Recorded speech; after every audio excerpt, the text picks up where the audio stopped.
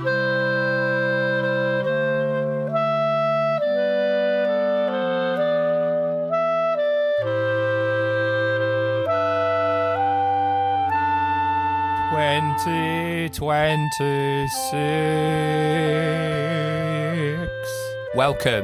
to a new year. We've had a bit of a break over the past couple of months, but we are back with a vengeance or something, and really excited. We've got some great interviews for this year, but first up is Davey Warsop from the Beat Union, from Shooter McGavin, from Suede, from fucking loads. Davey, or Dave, as some of you might know him, is a Midlands boy and has been involved in the punk scene for a long time, and he really experienced the sort of grassroots connection right up to the sort of major music deals of the Californian punk rock machine, and is now quite integrated in that scene over there and knows some of his old childhood heroes and stuff, and it's really cool. It's really cool that you can do that in this scene. I'm not sure, again, other scenes that could happen that much, or maybe it does, I don't know.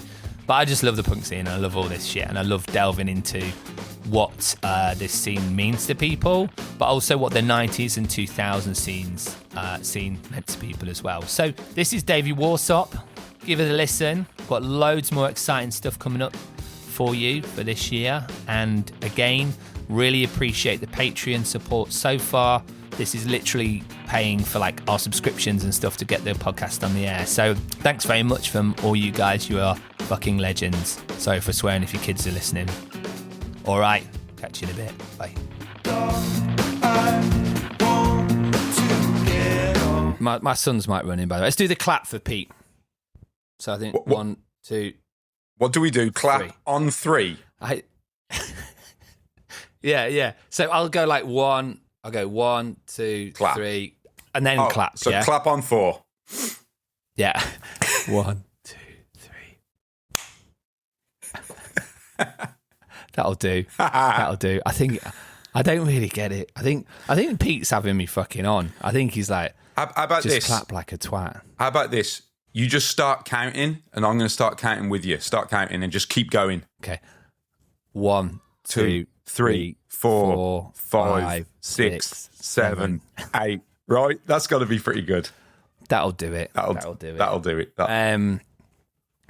So, yeah, I'm looking at your pictures. So you've worked on all these then? Yeah, everything on the walls is stuff that I've worked on in some capacity. Sometimes producer, sometimes engineer, sometimes assistant engineer. So Chuck Reagan, Bad Religion. Can you read them out for me? Yeah. Are we actually, is this the podcast now, or are we just...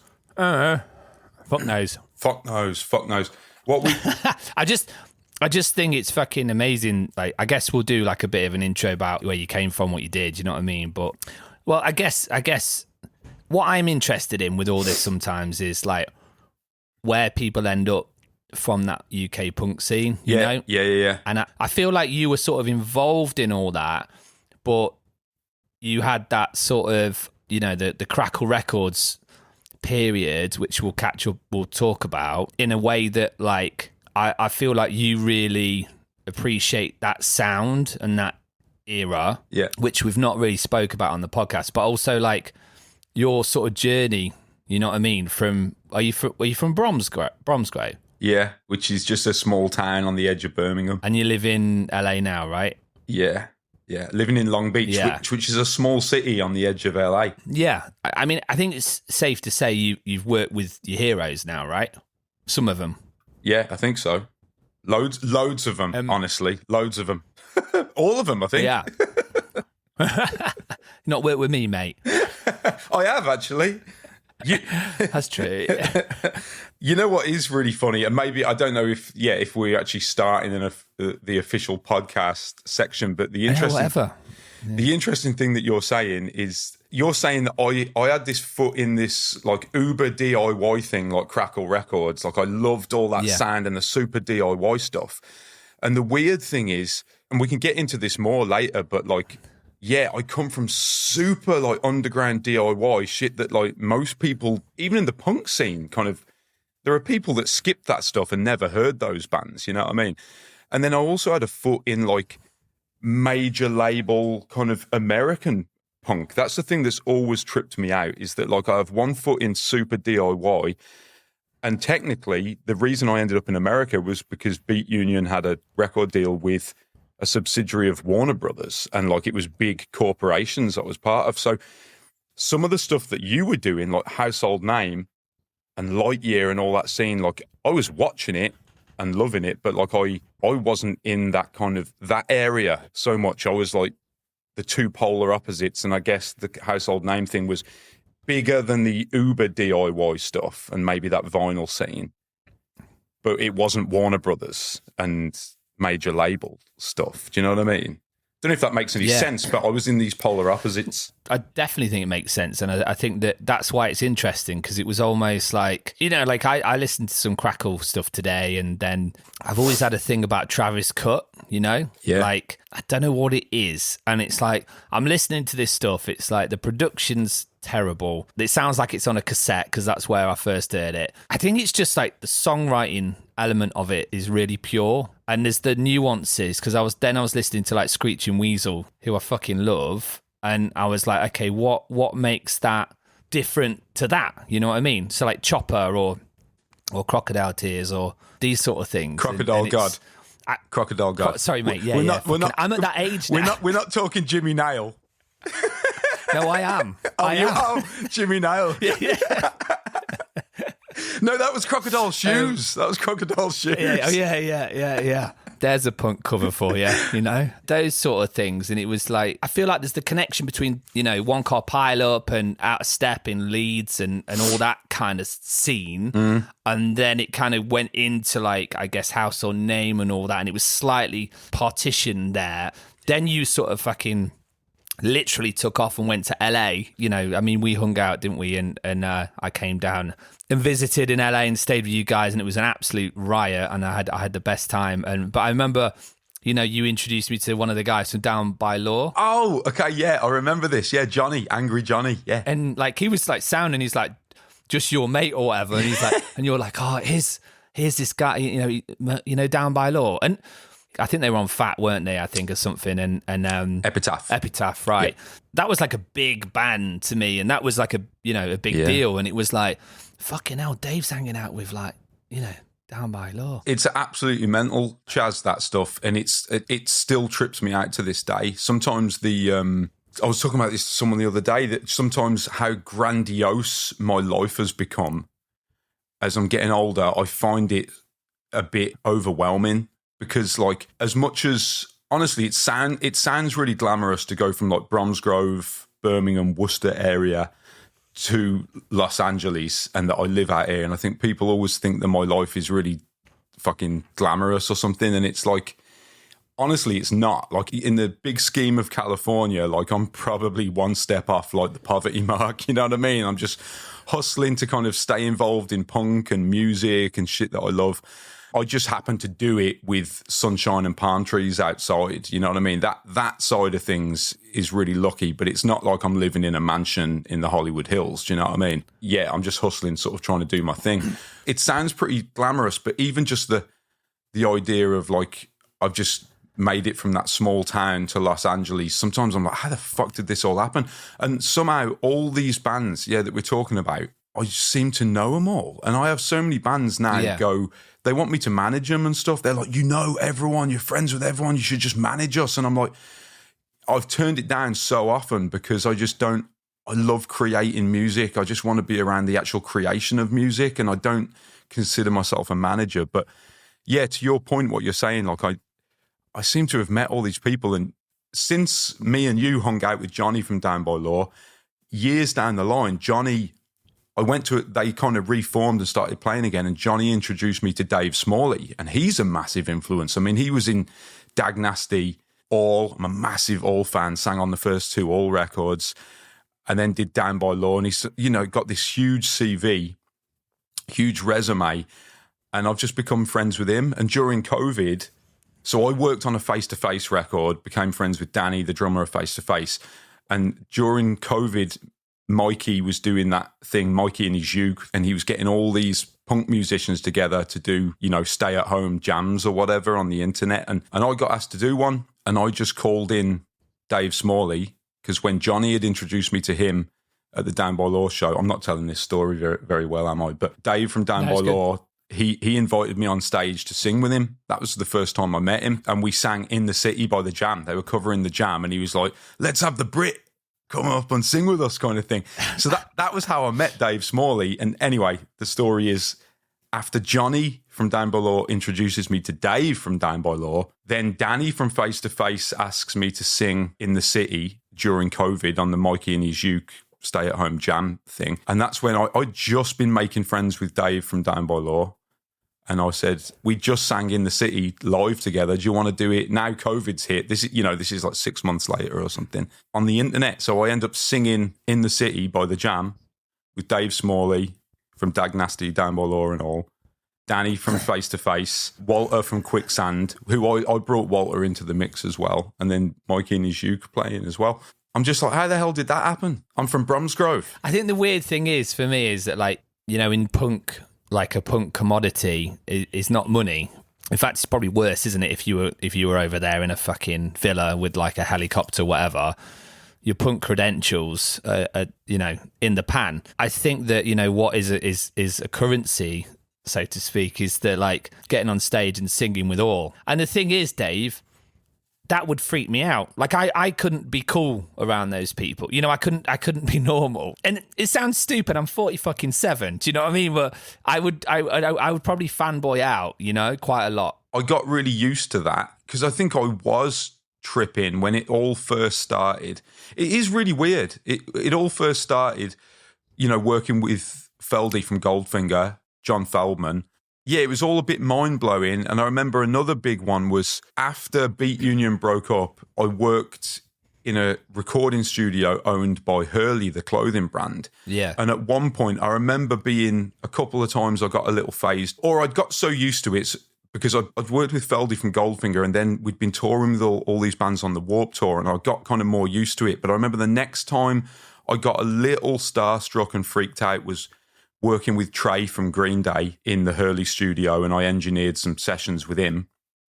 That was definitely like, what the fuck? I kind of got over that hurdle, but working with Trey was really weird. And then eventually that kind of gets more sort of normalized. And No Effects came into that studio to do a record, and Bill Stevenson from Descendants and all, Bill came in and was producing. So I was kind of an assistant engineer for Bill on those sessions. And that was definitely a weird one, was meeting and working with Bill. And then, so there's been a few that really kind of like, totally weird. And then there's ones in between that just kind of, maybe I wasn't such a big fan of, and I meet people in bands and that's a bit more normal. But you must feel it a bit though, because you did so much touring with Lightyear. You were opening for big American bands, and you've done your fair share of getting around the music industry and meeting all these heads as well. Yeah. I mean, we toured with, I was a Lost Alone tour managing, and we did like My Chemical Romance and Paramore, and like Paramore were really nice people, and Hayley's Dead Sound, and on Hayley called me the best dressed man on Warped Tour. Just throwing that out there. Well, there you go. Yeah.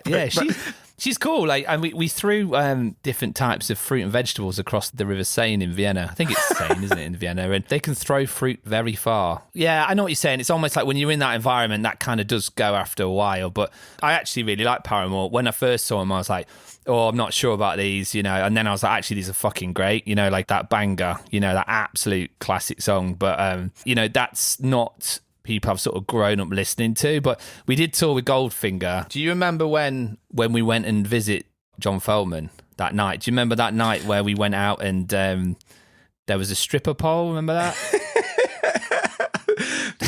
Yeah, it's so funny. I didn't remember these things, and now you're bringing them up. Yeah, it's all very vague, but yeah, I remember a stripper pole. And this is going to sound so funny to people not in the know on some podcast, man. It's going to again, it's that thing of like, I go, it sounds very glamorous being out in LA, but really it's not. But mate, I don't know, maybe it is. But yeah, there was you and me. There was a load of us. There was a stripper pole. I remember an egg timer. Oh, I don't remember that. What was that? It was crammed up an orifice. Just... Dave, I was literally like, I shouldn't say this story. You know, I can't remember that. I can't remember an egg timer. Yeah, I think there was an egg timer pushed up your bum. Did it? Thanks. I was thinking, like, this is the thing my kids are going to hear. You know, like when they go back and they go like, you know, like this could be a diary about going, son, when you get to 21, you need to like it's not that it's going to be like, oh, you put an egg timer up your ass. I mean, I can't remember if I was sitting on my head or not. I don't know if I was standing on my head to like make the egg timer work, or was it just went up there? I think I seem to remember you naked in a kitchen with oven gloves on. And you just found like an egg timer. An egg timer maybe sounds a bit big to anyone listening. This was like this wasn't egg shaped. An egg. It was the size of an egg, and it was just like. Oh, it was an egg. Was it an egg? Was it egg shaped? It was an actual egg shaped egg timer. All right. And it's not too bad. It was just pushed. I don't think it was anything too violent. I think it was just being housed between your bum cheeks. But yeah, we ended up at Feldy's house when he lived in Bel Air off Mulholland Drive, and again, it sounds it's crazy, isn't it? And it's this was though, like, you know, that house is pretty like that's in the realms of like Hollywood, because he's quite a famous producer, right? Yeah, well, this is the thing that's always fascinated me, man. Is you know, we come from this uber DIY punk scene of like stuff like Crackle Records, where 7 inches were put out like probably 500 copies of a 7-inch, and bands are just playing like the back rooms of pubs, you know what I mean? And the English punk scene, this has always fascinated me. America and California seems to have been really good at creating like the punk rock music industry for whatever that's worth. And I find it so interesting because we've had our punk rock stars, you know what I mean? Like we had Joe Strummer and Johnny Rotten and Paul Weller and all these people. But for some reason the newer wave from the 90s was all like, Brett Gurewitz, Tim Armstrong, Billy Joe, people like John Feldman that have become this rich, successful, millionaire, like punk rock stars, you know what I mean? And if you think about it, like we have Leatherface and Frankie Stubbs. Like Frankie Stubbs was producing all those records on Crackle where there's 500 7-inches made. You know, Frankie Stubbs is the equivalent, but with all due respect, it's crazy how someone like John Feldman or Brett Gurewitz or Tim Armstrong can do that in LA, and we've got Frankie Stubbs still kicking it in Sunderland. I think that's so mad because, like, I think this all the time. And I remember, like, when we first toured a Real Big Fish and the sort of penny dropped was like, oh, this is their job. They can buy a house doing this. They can get on films doing this, you know? Yeah. And that blew me away. I was just like, I couldn't comprehend that. But what's really interesting is, you talk about Frankie Stubbs, like, I know there's probably loads of those bands that probably know who Leatherface are and probably really fucking respect Leatherface and really respect Frankie Stubbs. And that's bizarre. And I'm just like, why is, you know, Tim Armstrong is, you know, topping the charts, co-writing pop songs with pop stars like Pink and doing Transplants and Rancid and all this kind of stuff. And again, it's that living that billionaire, like maybe not billionaire, but millionaire sort of LA rock star lifestyle. And then I'm like, Tim Armstrong's kind of the equivalent of like the UK's Frankie Stubbs. And I'm like, you know, with all due respect, and I don't know too much about Leatherface's success or Frankie's success. I've met Frankie a couple of times and we've had conversations, but I'm pretty sure like the guy isn't living that same lifestyle.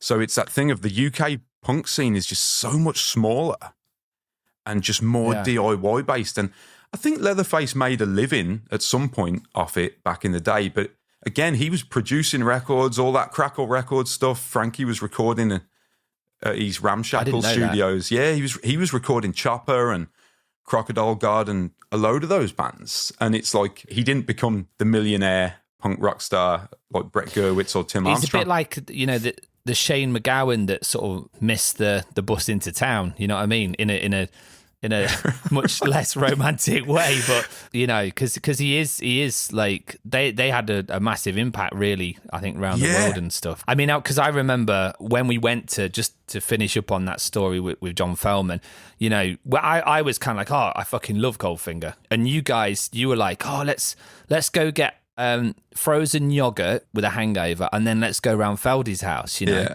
Yeah. And I felt like it felt really mischievous, you know, that we were kind of like, ooh, you know, let's go in, you know, with a hangover and let's go and see, you know, like. And then we kind of knocked on this door, and I was like, fucking hell, you know. And then he had a studio in the house. When I panic, I do things that, or when I'm a bit nervous in a situation, I either overshare or do something, you know, and that's when I showed him my balls, and it was like because I'd sprayed I think one ball blue with car paint, you know, in the thing, while you were like, show. You know, when he wasn't there, like, go show Feldy your ball. So I was like, yeah, okay, you know, this is going to be like hilarious. And then I was like, yeah, because I'm nervous, you'll break the ice. And I think he just went, sweet ball, bro. Mate, I mean, Feldy has got a funny past, man. He'll talk quite openly about it. So I think it's okay to sort of talk about it. But the stuff he would tell me, like I'd been to Alcoholics Anonymous meetings with him, which is obviously quite a big part of California sort of sober culture, I suppose. So I've heard, and he told me a lot of stories. So he's done his time as a young man with drugs and alcohol, man, and I don't think there's anything that he hasn't seen or done.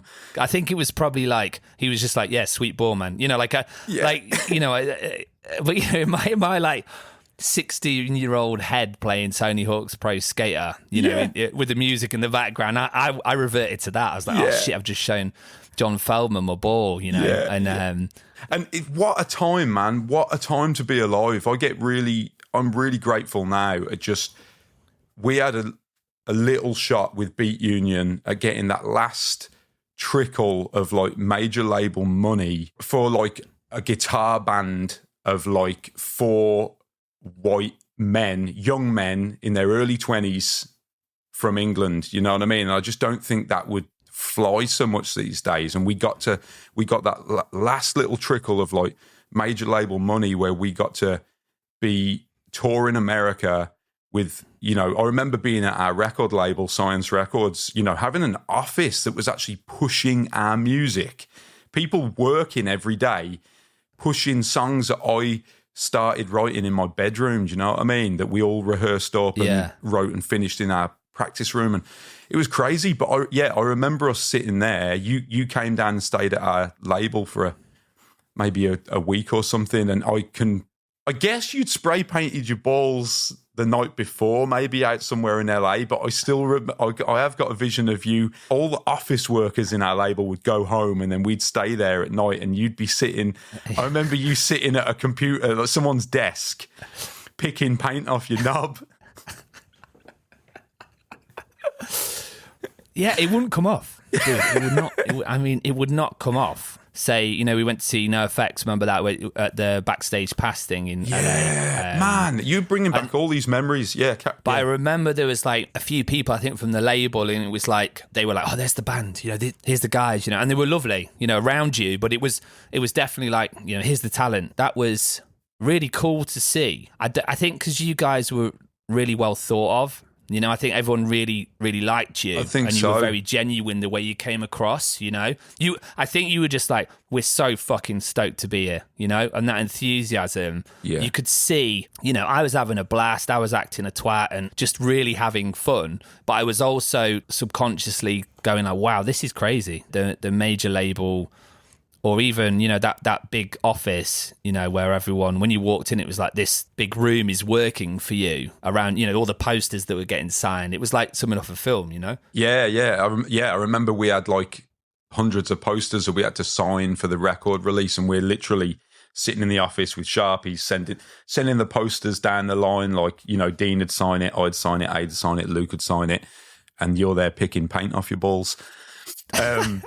But yeah, it was a mad time, and that'll never happen again. And yeah, we were just so grateful for it all, because it was just, we knew we were lucky. You know, you've got like a Fun Bug jumper on, so I wanted to speak to you about Fun Bug, especially for today. Yeah, Jason from Fun Bug made that for me. Did he do like a one-off? He's always been a t-shirt printer.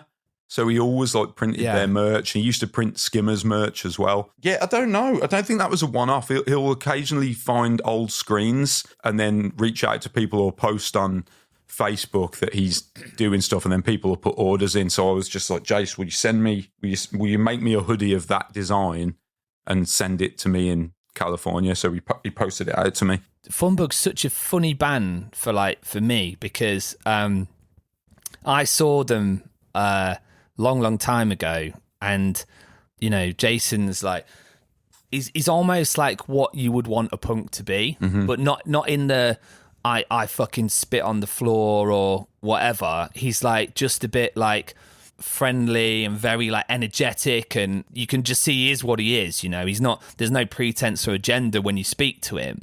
And I remember I think we went to go see him, and I don't know what the fuck they were doing on stage, but they were like trying to plug shit in and stuff was breaking, and he was laughing, and then they were like maybe had a bit of an argument, and then like knocked over a pint, and then fucking all right, and then the amp starts, and then the drummer starts, and then this fucking chaos, and then they go into a song, that probably had a massive influence on me, and they had a huge influence, like, on me to do music, and like if you showed that to like, Joe Bloggs in the street, they would see that and they would just go, well, that was a fucking shambles. You know what I mean? Well, they were like, but the thing is, I think in the punk scene, there's some of this chaos comes along and it's so special, and it was like the Replacements or something like that. And I'm glad you brought up Funbug, Chaz, because I got so much love for them. Like Jason and Steve and Adam. I haven't seen Adam in years now, but Jason and Steve, they're as real as they come, man. And Jason is a punk rock star. Yeah, he is lightning in a bottle, like songwriting, singing, the way he plays guitar, the way he performs, like he'll, go fucking nuts. And again, it's this thing, if Jason was from California, I really think, with the right manager and someone to help sort of control some of that chaos, they would have been signed and had their moment and probably bought a house during the 90s, do you know what I mean? From what they were doing. Yeah. But again, doing it in the UK, they were playing the back rooms of pubs. And maybe they were getting on, they were building a following, and they did more than that. I don't mean to sort of sell it short. They did a lot more than that and played big shows. They were opening for all the bigger California bands, because somehow 90s punky California was always bigger. And so I always felt like Funbug, with all due respect, like a lot of the bands from our little scene, are a little bit unsung, where you just go like, if they were from California, they would have been on Fat Records or Epitaph, and it would have been, a big or a major label, and it would have been a bigger thing. Yeah, Funbug was my first ever show. Oh, no way. I just turned 13, and NoFX played the Wolverhampton Wolfram Hall. I just turned 13, went with Dean from Beat Union, because we grew up together. So way back then, we were getting into punk together. And anyway, Funbug were the opening band. And so they were technically, the first punk band I ever saw. Before, I credit NoFX as the first punk show I went to, but Funbug were the first. And so I was in awe of that band. And then a few years later, I'm playing in bands and become friends with them, and we've been friends ever since. I didn't see Jason. I don't really know him that well. He's always dead friendly to me. I'm like, I'm in like, and he's like, yeah, cool. We played together a few times, but he's always been super nice. But I think I properly met him probably about 2 years ago. I was like, had that starstruckness from Jason from Funbug. Do you know what I mean? And with Lightyear, Funbug's always been like this sort of legendary gig that we went to, where it was completely chaotic, but was fucking great. And I think that happened the gig we saw them as well. Something went wrong, and I think Rob from Vanilla Pod was there, and Vanilla Pod, I don't actually talk about them enough, like, because they're mates, and it feels weird to say how good they are, but fucking Vanilla Pod, when I was younger and going to see them, and I think Rob was like, young front person, and I remember just thinking, God, they must be so fucking famous, I was like, Rob's like this famous person around the UK, which sounds fucking crazy, but, they could have done it, you know what I mean? They could have got on video game things, and they could have done all that. And I mean, I think it's that thing, isn't it, that it is just that massive labour of love doing punk in the UK, It was just that time, like the 90s punk scene and early 2000s, it was so special in the UK. It really holds us special place in my heart because it was just so DIY and it was so pure, and like talking to people like Jason from Funbug, that was just as real as they come, and there was no agenda to like make money or become a rock star or anything. It was so real, and yeah, all these bands, like your band included, I read about Lightyear in a scene report in Fracture Fanzine before I met you, so I knew who your band was, you know, from reading a zine. I'd heard of Lightyear, and then I can't even remember how we originally met, but would see you at shows and stuff. I can remember. You can? We were... Or shall I let you carry on? Do you want to carry on?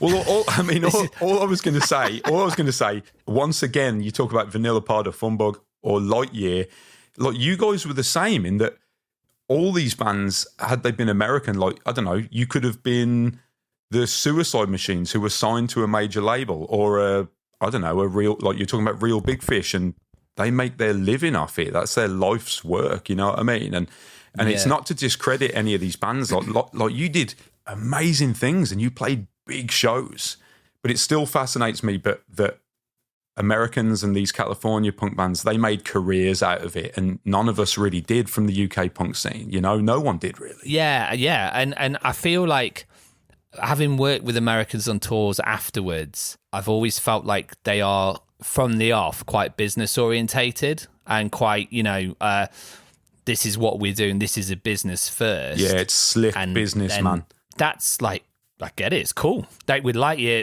you know, we hit this wall, we hit this plateau where our mental health, or definitely my mental health, was fucked. And, you know, I was living, you know, in the van and, you know, no money. And people were like, you need to stop and get a manager, and you could break through into the, you know, the commercial world or whatever, or the next madness or this shit. But we were burnt out, you know, we were fucking done. It was like, you know, we can't do that. Like, and then it stopped, and the whole world was just finished. You know, for me, I was like, where am I going now? You know, like I ended up living in a squat in Holland. And it's funny because I was thinking, when you say like what bands did make it from that scene, you know, it was, I don't think any, you know, the King Blues signed to a major and they got big or whatever, but I don't think anyone, like in other scenes or whatever, they will sign and they will carry on, you know, and they will get a different manager and they will, you know, the career is still going, like, you know, Bad Religion or Real Big Fish or any of those guys. Like, I can't think of anyone that ever happened to in England. And it's always been, if I'm honest, mate, it's always been a little bit of a thorn in my side that, like, we had this moment where I went from like a DIY sort of punk kid. And to be fair, I remember like my mind changed a little because I was working shit jobs. I worked washing cars. I worked in a brush factory for a bit. I worked in warehouses, and then I was delivering car parts around Birmingham. And the UK punk scene seemed to die off. Like Fracture Fanzine stopped. It seemed this was around sort of 2003, 2004, and things were sort of quietening down. And I remember around 2004, this scene seemed to have died a little. And I remember making this decision of like, you know, I wasn't educated. I hadn't been to university. And I was just kind of like, this is my life now. I'm just going to work a minimum wage job forever. So I don't really care what anyone from the scene I came from says. Like, I'd quite like to be a professional musician. If I could make it my fucking life and my career, then of course, like, and we went at it really hard and worked really hard for it and kind of really kind of pushed and got more sort of quote unquote professional and driven and it kind of worked for us for a second, but it's been difficult. Like, you see people that have had careers work, and in some ways I've been really lucky because I've been able to keep recording bands for years and kind of keep, like I say, I'm just about keeping my foot in the door of like creating music and getting paid to be in this sort of music world. But I'm like all of us, like I'm not some career musician, and the rock star thing didn't happen, despite having had those, you know, couple of years where we made that step up. And so sometimes I've feel like we fucking, as much as we succeeded for a band from, you know, around Birmingham, there's times it's like there's so much success involved with it, but there's so much failure as well, where sometimes I go like, man, I had my shot having that big label back us and push us, and it still didn't explode and it still didn't turn into a career, and you just go, fuck, maybe we just weren't good enough, you know? I don't think it's that. I think sometimes like I came off the road tour managing. There was a certain band we were on tour with, like a large band sound engineer. he was an absolute tool. Our band's like sound engineer would like, start up and he'd come in and he'd just drop the faders down, and he'd put the lights up and, in the middle of the set. And he was miserable the entire time, And I'm not saying this about all crew on the road. It works for some people, but a lot of people do get trapped in being on tour, on the road, and they're clearly unhappy. Then one day his family turned up and his kids ran over to him. And I remember watching him and he was a different person. He was like super happy and like, oh, hi. And you could see the sort of weight lift off his shoulders and his face. And I'm like, I always get that urge, man. I'm always like, go on the road, do the tour, fucking give me 300 dates, this year and everything. But, would have that been the right reason for you? Did you, so you quit drinking, right? Yeah. When was that? I mean, when I really sort of quit was probably about 30. And it wasn't some big, I don't consider myself an alcoholic or that I ever had a problem. Like, if anything, quite the opposite. I mean, definitely did some binge drinking, like I think everyone our age did growing up in the UK. It was so normalised, Yeah. But I was never someone that just couldn't stop drinking. I loved a piss up. I loved going out on the piss, but I wasn't drinking every day of the week. Yeah. When Beat Union started getting the shots of like, we found ourselves, oh, we got a manager. Oh, we got an agent. Oh, we're opening for Paramore. Oh, we're opening for Good Charlotte. We're opening for Goldfinger or whatever, doing all this stuff. I was just like, I'm not going to fuck this up. So this isn't going to be about the party for me. So that it was still like, when there was a day off, then like, fuck yeah, like when you were in town and we'd go out on the piss, I was absolutely still drinking. But then further on, when the band broke up and I was working at the Hurley studio, again, like, I'm working with Bill Stevenson, I'm working with Trey Cool, Weezer's coming in, Social Distortion's coming in, Bad Religion's coming in, The Used got to work with, like so many, it's endless. And I was just like, there was one session I worked a little bit hungover and I'd only had like 2 or 3 beers, so I wasn't like wrecked or anything, but I remember just being fuzzy headed, having just a little bit of a fuzzy head or a headache. And I was like, why? And I was trying to solve a problem. I was working with a band and there was like, 20 lines and this old Neve board is like crackling. I'm trying to solve a problem on the patch bay and I just wasn't thinking straight. And I was like, why did I drink those beers last night? And I was like, this is my fucking dream. Like I dreamt of this shit when I was 15 years old. You know what I mean? I'm working in a studio. Yeah. I've had a record deal. I'm living in California. There's palm trees and sunshine outside. And I'm working with my heroes, getting this opportunity. I'd already learned from Beat Union that went sort of tits up after a few years. I was like, this might not last. I kind of learned that. And it was like, why do this half-assed? Why not be completely present? And yeah, so it wasn't some big thing. It was just realizing for me, I was just like, as I was getting older, I was just like, why am I drinking? It's not that important to me. I'm someone that's like, if you love drinking, if that's your favorite thing in the world, I'm going to be like, go and drink yourself to death. But it wasn't what I loved. And I was just like, I'm not going to spend my life. Drinking was just, it was not a priority. And it's been very sober since. I think that's really inspiring, man. On tour, it's a given. It's like, there's the alcohol. I didn't really have an issue with that. I had an issue with the alcohol and my brain and what it made me do. You know what I mean? Like it was never anything really bad. I don't think I really was like offensive to anyone particularly, or I was never, a nasty bastard. But I will say this right now, Chaz, just since you're on the subject really quick, for your band and for someone like you, that for all intents and purposes, you caused so much chaos. It was done in the most light-hearted, lovable, non-dangerous, like I swear to God, anyone I know that knows you never caused any harm to anyone. It was It was never malicious. No one saw you as, it was never violent. It was never from this dodgy, negative place. Like it was from such a fun-loving, mischievous place, and you were loved and like. Oh, thanks, man. It was thanks. so. Don't ever feel bad about it. No, that's cool because I said that, but I'm like kind of 99% sure. But there's always that 1% of like. Maybe we did go too far, like a little bit, but you're a lovable guy, man. You still are. Oh, cheers, dude. That's wicked. Like now, I'm definitely more like you are with the booze. It's like it could take me out for like 3 days, man. You know what I mean? And I'm not sharp, and I'm hungover. I've got kids, and I'm not sure where I would be. If Lightyear signed and we kept going through that process of hitting the road, and the stress of not that regular income and all that, it's like, my heart is like hit the road, make music, be creative, but I'm not sure that's right for me or everyone, and to be totally honest, I fight it probably on a weekly basis. I'm like, I have that wanderlust, I have that like addiction of playing to a new crowd every night. You're saying that sometimes you wish to be back there again and wish to be living that life. It's a huge part of my soul and heart to be on the road, making music and playing in front of people with, essentially brothers in Lightyear. We've been a band nearly 30 years, like through thick and thin, through good times, bad times, fighting, celebrating weddings, births of kids. It's such a huge part of my heart and soul to want to do that. Yeah. And do you miss that or not? Yeah, I miss it all the time. Same thing as you're saying. It's like it's a different thing being back there. Like I've definitely, and again, to sort of like spell this out to people, if anyone's listening, and I don't know how glamorous it sounds, like I think both our bands were out there like opening for big bands and doing, sometimes playing these huge shows, and it sounds glamorous, but like I was broke through most of it.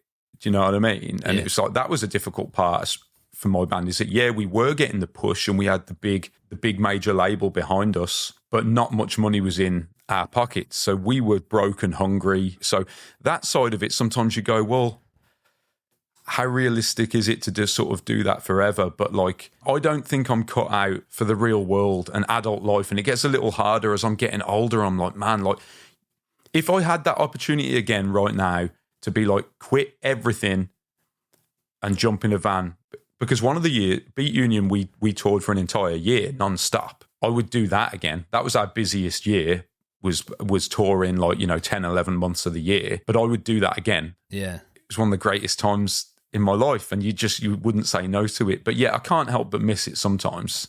I always liken it, and in a respectful way, to people who serve in the military and stuff like that. It's like long periods of boredom where you probably dick around, and then high levels of adrenaline, and then long levels of boredom again. And the bonds that you do make, they're still there. I just think it's incredible. Yeah, exactly what you're saying. Not to cut you off, but I was just agreeing. Yeah, that you go on these tours, you're in the trenches, and the people that you meet, the very fact that we're still talking, it lasts a lifetime, and you kind of realise there are people out there that have never played music, or even if they do, never got the shot. People like us, like we seem to know so many people. Our sort of friendship circles are so vast. That's the thing that I valued the most from doing all that, and I don't think, I know that the sort of touring community and crews and stuff do have that, but I don't think it's quite the same as what I have, or maybe what we all have from that scene, because we're in this because we love doing it and we have a passion and we have to do this. It's not like, you've seen two different sides of the coin. Like I think that what people in the UK probably don't realise is that Beat Union were living that dream that probably a lot of the bands, we were probably talking about, like people like Cap Down or whoever, talking about, I think Adequate 7 at one point were like, okay, we're going to make this a career. Let's try and get signed, and how can we do this and get out of this sort of glass ceiling? Whereas you guys would just sort of bypassed it and did it. I don't think in the UK, no one was really seeing that coverage of how well you were doing in the States.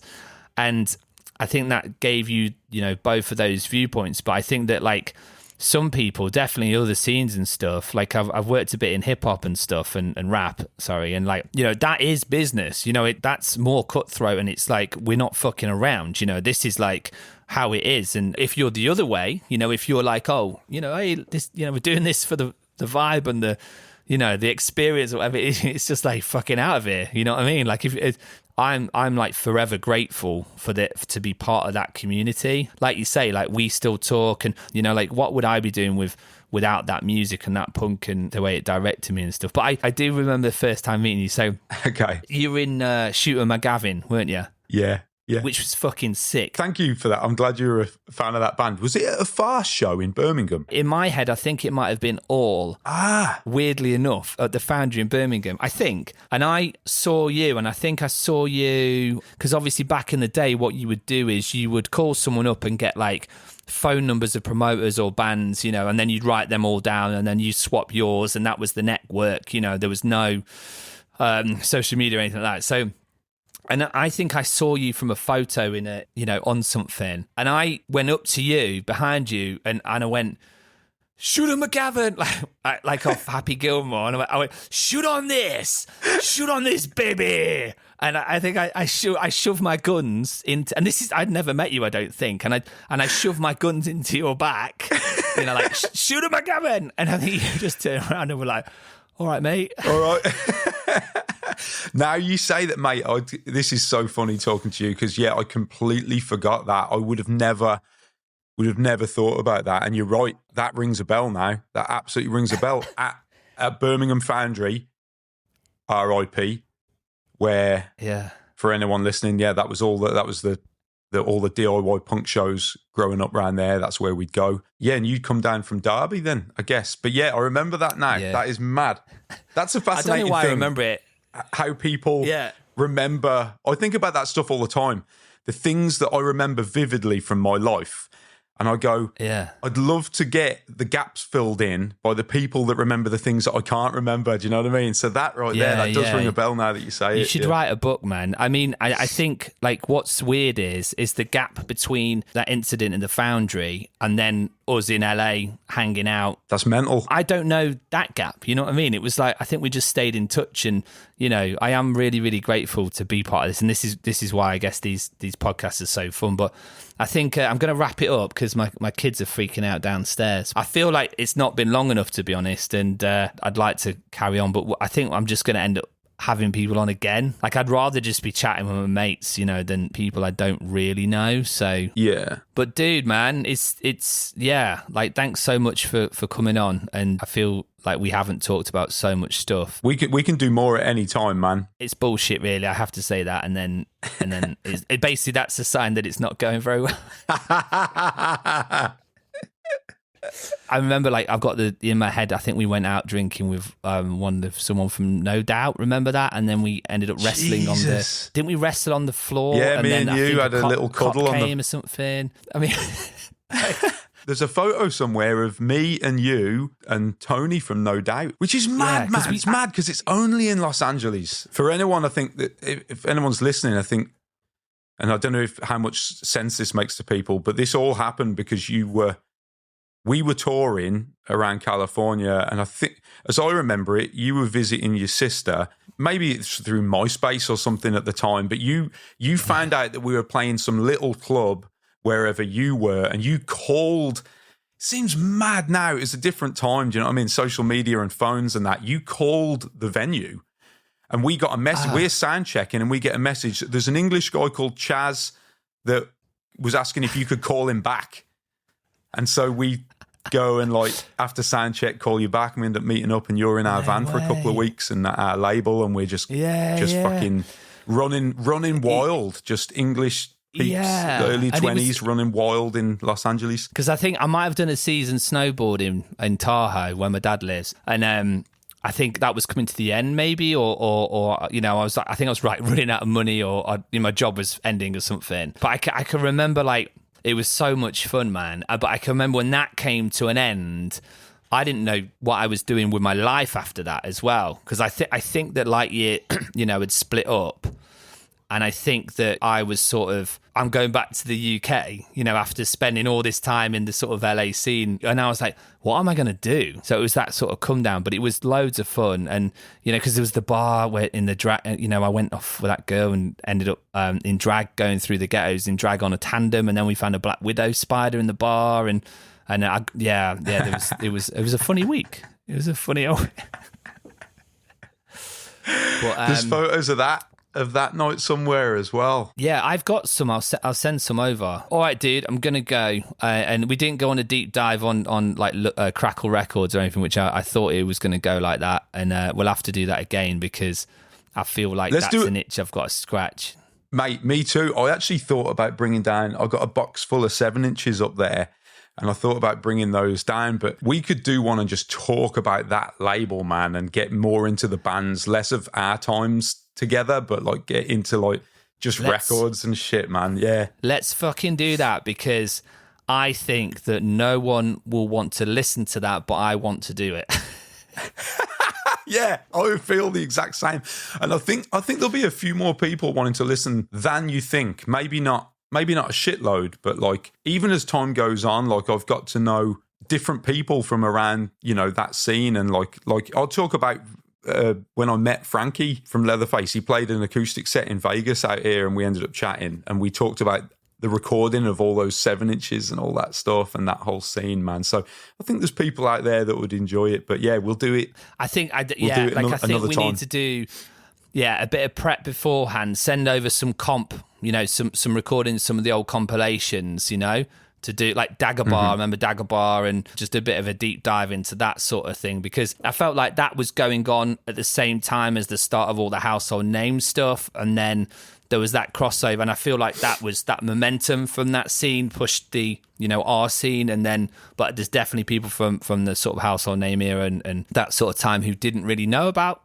those bands, I think, as well. Dagger Bar, saw them at Flapper and Firkin in Birmingham. Got both their 7 inches up there in my 7-inch box. I had the Dagger Bar green T-shirt, which I stole off Ben, the drummer from Cotton Weary, and I had that for years. Green with Dagger Bar, like print on it, and like Copperpot Journals. You remember those guys? Wow, yeah, they were on Firefly Records, which was one of the guys. Was that Mac from Travis Scott? Was it his label or someone from Travis Scott's label? There was a band from Liverpool. Everyone's tuned off now. This is like serious, like. End of podcast shit, but there was a band and they had a song about, it was like Casio watches always break, like, but it was kind of it was just what like, I think the thing is with this, all these like comps with a band that had one song and you never heard them again. That band doesn't ring a bell. For a second I wanted to say Jerry Built, but weren't they a London band? Yeah, so Andy and those guys from Jerry Built. So Bars joined them from Lightyear after a while, and they had a cracking song called Receivers, and they were target the receivers. Receiver, yeah, man.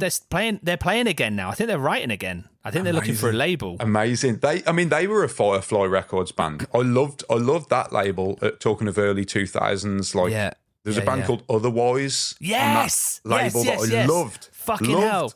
We kind of played them a few times, but Otherwise were brilliant, man. And How to Steal Food. Yeah, they ring a bell. Yeah. Twofold, remember them? Twofold, they were fucking great. We got to do another chat and dig into these bands, man, because there's so many good ones. Send me like some messages about this and we'll do some prep for it. So it's looking like Lightyear have got a release coming up as well. Have you actually recorded? We are going in the studio with songs, I think, in a couple of weeks. And amazing. We are doing a split, if it works out, with a Californian band. All right, Dave, let's do like a 90s bonus episode of like a deep dive into like, I don't really like that term deep dive, but into for real, like these, these things, because I think there's like I'm going off now and going to look at Otherwise, because I've totally forgot about them and not listened to them for years. But we shouldn't look into it too much. We should like just... Do you know what I mean? So that we can actually, as it's recording, we can like fucking blow each other's minds and go like, fuck that band. Yeah. I'm excited now. I'm kind of like, so don't listen to them. We should do like a listening thing, a listening podcast about putting them on and seeing, remembering them all and talking about them. And again, just because that would be fucking great. I don't even know if anyone will listen to it, and I don't really care. So... I think we do it, man. It'll be great. It'll be fun. Well, thanks loads, man. Amazing speaking to you. And at the end of all these, it's always just like, I'm super happy. Like, I'm just fucking tired. I've been working. The boys have been awake all night, and I'm just like, fuck. Like, I can't be asked to do a podcast, I'm like, I'm going to have to tell Dave I can't do it, And then I do it and I'm like, so stoked I've done it, but then I'm sad because I'm like, I know now, we won't have this conversation again. Previous podcast, I'm just like, and then I've not spoke to him again for months, you know what I mean? And it goes back to this thing, and you're just like, so that part of me is like super sad, but let's do this again, in the next few months, and we'll do a bit of a thing. Yeah, I'll hand you on it, man, because I'm up for it. But Chaz, thank you, mate. Thank you for the chat, and thanks for all the good memories and just having me on your podcast. I appreciate it. It's been good fun. Same, man. All right, dude. See you later. Cheers, matey. Big love. See you, mate. Bye. Bye. Bye-bye. Bye-bye. Of the spinning ball, of the turning wheel, to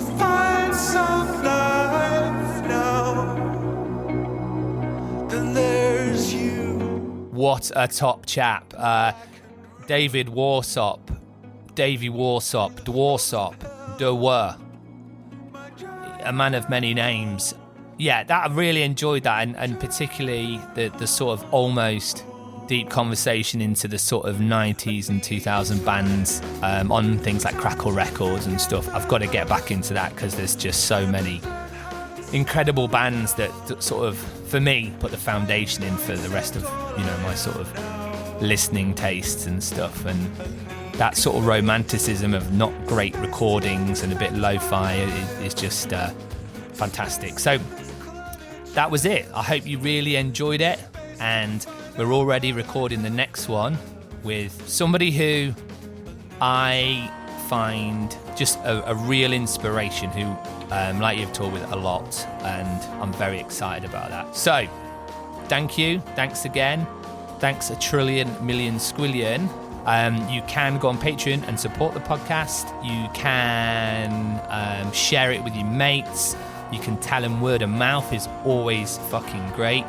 And hopefully see people at Manchester Punk Festival as well. That's going to be fucking brilliant. And yeah, that's it. Thanks very much to Pete Fraser and Matt Reynolds, the legend, for the music. You can go check out his music at Bandcamp. Insane amount of music. Okay, much love, and I'll see you soon. Cheers, bye.